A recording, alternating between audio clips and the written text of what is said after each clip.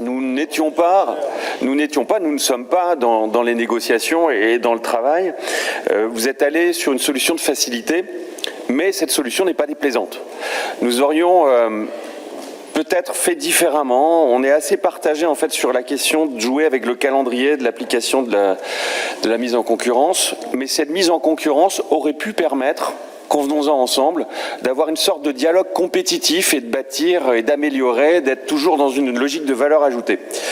Alors, je ne vais pas m'étendre, il y a énormément de points positifs.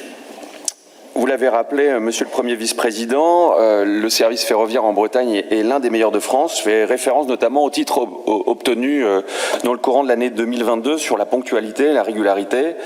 Et convenons aussi qu'il aurait été dommage que ça change.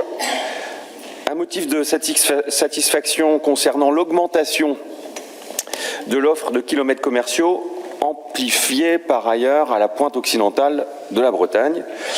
Et je vous en remercie. Plus 7,4% sur Brest et plus 6,7% sur Quimper.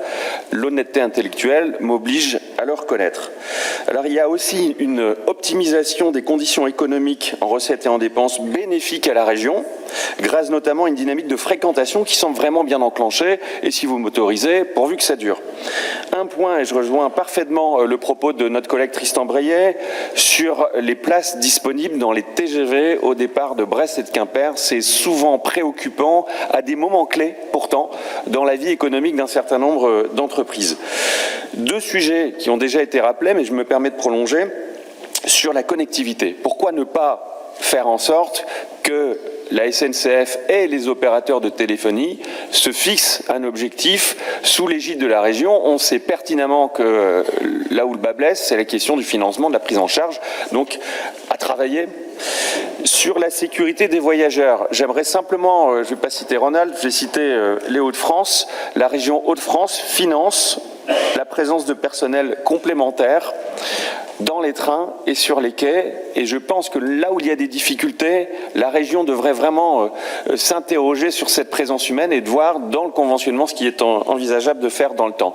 Et un point, alors il y a sûrement des éléments qui m'ont échappé, mais c'est sur la démarche RSE de la SNCF qui ne me paraît pas probante encore à ce stade, notamment sur toutes les questions d'inclusion et d'accompagnement des personnes en situation de handicap. Je vous remercie.